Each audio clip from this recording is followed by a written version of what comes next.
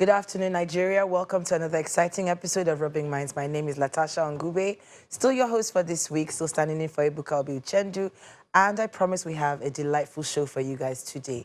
First of all, welcome to a new week. This last week just saw the Headies show happened, and it was an exciting event. Congrats to all of the winners. Congrats to all the new artists, Next Rated, Best Everything, Burna Boy, Rema, everybody won big last night. And it was surprisingly devoid of the usual Headies drama, which was quite acceptable considering the mood of the hip-hop space in Lagos or in Nigeria so far. So enough about that. And we're moving on to the show. I have in the studio with me this afternoon, Mr. Segun Dada, who is an author. He's the author of the new book, Living Towards Maximum Fulfillment. I like that title. Thank you That so is much. very exciting and very fulfilling, for lack of a better word. Thank you so much. Thank you. Thank you for coming to the show. Thank you too. Happy to have you here. Good to meet you too. And so let's jump right into what you've done and what it is that you do. All right. First of all, tell us a little bit about the book. Yeah, Living Towards Maximum Fulfillment, it's tested principles from moving towards survival to significance and satisfaction in life. I realized that a lot of people don't really understand their purpose in life. So the book is all about helping you to discover your purpose and helping you to maximize your potential for satisfactory living. So that's what the book is really all about. So many professionals examine their career in a harder, more critical way as the year runs out. Okay. So towards the end of the year, we find a lot of people, you know, trying to figure out their pacing. Have they done well? Has the year, you know, passed me by, so to speak? Most of the time that includes, excuse me, determining whether they should stay loyal to their employers or, you know, start the process of applying to a new job for the incoming new year. Okay. And so many people also live their lives every day without purpose. How can people discover fulfillment? Yeah, like I said earlier, number one, you need to understand your purpose. The question you asked about people, professionals, you know, working with their employers, they are not really satisfied with what they do. And the point is, a lot of people are working, and then the reason why they are working is only because they want to survive. The book is beyond survival. You need to understand that the reason why you're working is beyond survival, that you need to really add value to where you are working. And so in case you find yourself working in an environment and then you are not really fulfilled where you are, then you need to ask yourself a question. Is it that you're working in line with your purpose? And here's another thing. I find that the fulfillment and purpose, people often get them confused with one another. Are they the same thing? They are not. They are interrelated. Okay. Fulfillment and purpose are interrelated. Number one, you need to understand your purpose. What is the core difference between fulfillment and purpose? Purpose is actually what you've been created by God to do. Okay. Why fulfillment is actually you accomplishing that. I see. And so you understand, number one, what God has created you to do, that's purpose, and then you accomplishing it, that's fulfillment. Okay, so in a place of work, when someone has a feeling of unfulfillment, I mean, other than the most common piece of Nigerian advice, pray about it.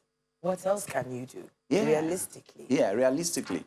For instance, I was working in an organization before what I'm doing presently. Yes. I realized that I wasn't really fulfilled because what I was doing was not basically what my purpose is all about. And so I had to reanalyze what I actually God has created me to do, my purpose in life. And then I had to make a very defined choice and to live where I am to where God has assigned me to do. And so you need to understand your personal assignment as an individual. So that will give you the decision to either live where you are. Maybe you're working because you want to earn money, or you are working because you really want to add values. We've seen a lot of people change jobs. You see people changing jobs 7, 8, 9 times, and they're still searching for fulfillment. What can you say is the problem with such a person? Yeah, The reason why most of them are changing jobs, let's critically analyze the reason. Some of them are changing jobs because of maybe money, and they want higher pay. And some of them are changing jobs because they want to increase their status. But the point is that keeping changing job is not really what is going to give you the fulfillment that you really want. You need to understand, why are you working? A lot of people don't really understand why they are working. But there are people who would tell you that money is a great reason, it's a great motivator for them to get up and go to work. They don't really care about fulfillment, they're not really thinking about it, but a very good paycheck is all the fulfillment that they could ever get in life. What do you say to someone like that? Let me start by analyzing, if you understand the Abraham Maslow's hierarchy of needs, you realize that money, survival, they are just at the bottom. When you check the Abraham Maslow's hierarchy of needs, you realize that self-actualization and transcendence needs, is the uppermost part of the need of man. And it's not money. There's a difference between money and meaning. And so if you have money, so we've seen people with money, we've seen people with a lot of possessions, and yet their life is still empty. And so what's usually help you to move beyond that emptiness is when you really realize that you are adding values to life beyond money. Yeah. We've seen people that look happy and even look accomplished and fulfilled, and we praise them for what we see. And then later we hear maybe they've committed suicide or something, and we hear that they felt, or maybe they write and leave behind and say they felt, unaccomplished and they felt empty. How are we able to spot unfulfillment to the point of depression? Yeah. There are 10 lines in between where a lot of people accomplish things. You have possessions, you have positions, you have relationship with others, and you've not gotten to that level of transcendence. That's where a lot of people get stuck. The level of transcendence, you've actualized, you've gotten some personal satisfaction, then you need to move to the last level that Maslow talked about, transcendence made, which means you are helping other people to also become fulfilled. Now, if you get to that very level, you are stuck, you are only, it's more or less like the way God created us as humans. God created us to receive and also to give out. The day you stop giving out carbon dioxide, you're going to give up. Yes. You're going to give up. That's why a lot of people get stuck. Most of them are only focused on themselves, and then they are not looking at how to impact other people's lives. So essentially what you're saying is transcendence exactly means that when I've moved on to that plane, that's when I'm now doing for the good of humanity and no longer about myself. Exactly. That's what fulfillment is all about. That's what fulfillment is all about. You move beyond the survivor mood. Now you are living a life of significance and impacting your world. You see, the truth is that when you are living your life in that level, it will be very hard for you to live a depressed life. I'm not saying that you won't have, sometimes you won't have challenges. But when you see that others are being blessed with your works, you are adding values. Let's take, for instance, Bill Gates. Look at the amount of money Bill Gates has, and look at what he's doing in charity. That is fulfillment. He has not changed. For instance, Warren Buffett has not changed his lifestyle, but he's impacting life with his money. And why? Because they realize that acquiring all these possessions is not the reason why God actually gave them those possessions in the first instance. I'm going to take a line from your book that says, and it struck me different, I quote, "Now you may think you're putting the best into your life right now that you possibly can. You have identified your potential, and to the best of your knowledge, you're living from your sweet spot, yet something still feels missing." What inspired that line? Yeah, something still feels missing. Yes. It's when, for instance, I realize that I've spoken to a lot of people, sometimes accomplished they feel there. I was talking to above 50 years old man some times ago that came to see me in the office. He lives in a particular area in Lagos, left that environment, came to see me in the office. He had money. His children are going to one of the best schools, but yet his life is still empty. You know why? Because he realized that he has not actually delved into the particular area of the assignment that he feels that he should be doing. A majority of people you feel today, they have good cars, good homes, good job. Some of them, their lives are empty. Their lives are empty. They've not actually spotted what they really need to do for living. In fact, when we finished talking, because he saw my book, and he said he was going to get to see the author of this book. And what inspired, writing about fulfillment. He realized that he's supposed to be doing something at his particular age, but he hasn't done it. And so that's usually. People often always think that becoming their own boss is the only way to career fulfillment. Is there any truth to that? Yeah, it's partial. How so? So are you saying that people who are in paid employment and work in like an institution that has like levels and tiers, they don't reach career satisfaction? They do. It's not about where you work. It's about why you work. No, but the question is why people think that becoming their own boss is the only way to, or is one of the ways to career fulfillment.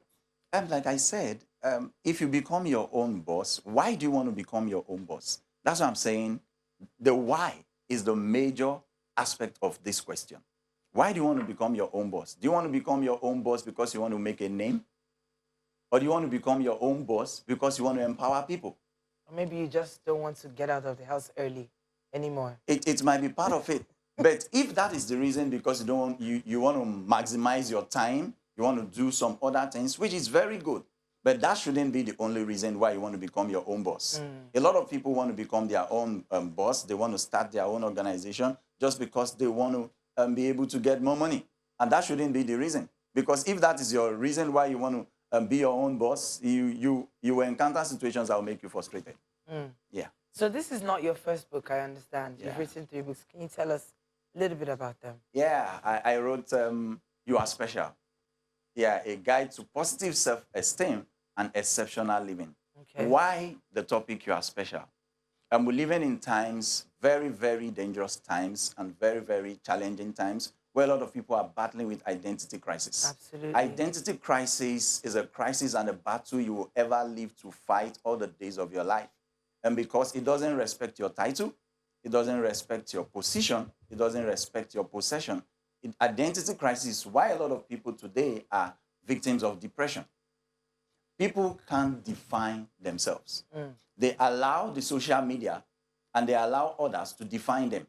And so a lot of people actually become only self-conscious of what people say about them and they become depressed.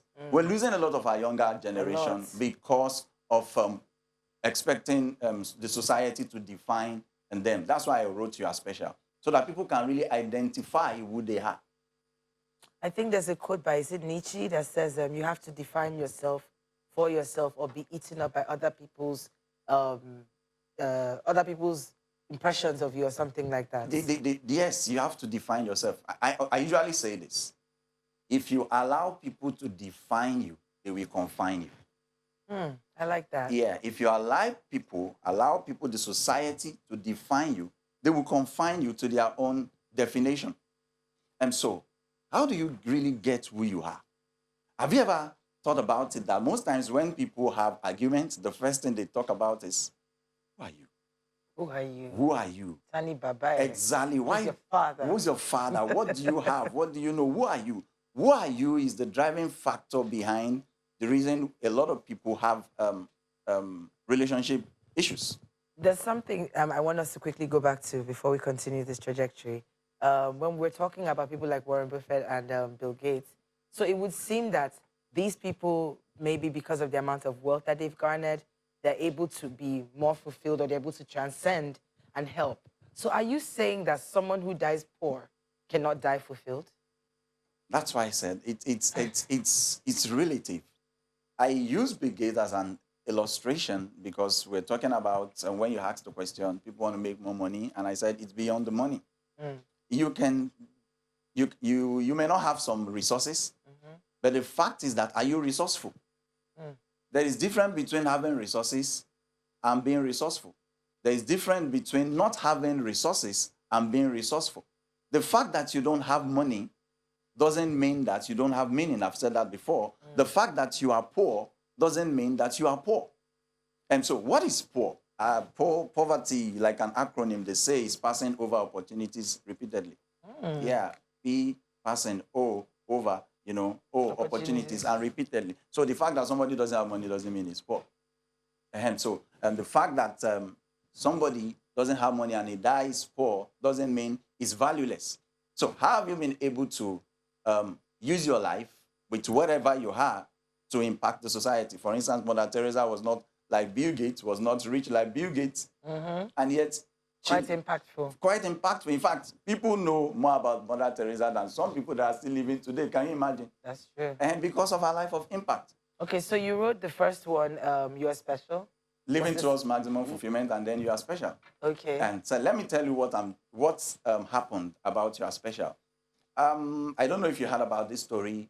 Some months ago, some young chaps in the part of a nation, took their friends to a particular, 100-level students took their friends to, they have this, their 100-level, what do you call it now, party, and then they took him out. You know what they did? They drowned the guy. They drowned the guy in the pool. 17-year-old students. Why? The reason why they killed the guy, they said he was taking the shine. That a lot of ladies were following him. He had the resources, the parents were rich, and condolence to their parents and the loved ones. The reason why they did that, because they've not really discovered who they are. At least you remember the story of one of our leaders assaulting a lady, and because he was trying to prove his power. And that is identity crisis. Wow. Well, it would seem that this is something that I think more Nigerians need to read about your book. You are special. Yes, so please check out Mr. Segun Dada. Find him, living towards maximum fulfillment. And You Are Special. And You're Special. Can I really say something about You Are Special? Please, but we have to make it very quick. Yeah, very short. You Are Special is part of what I'm using as I have a foundation.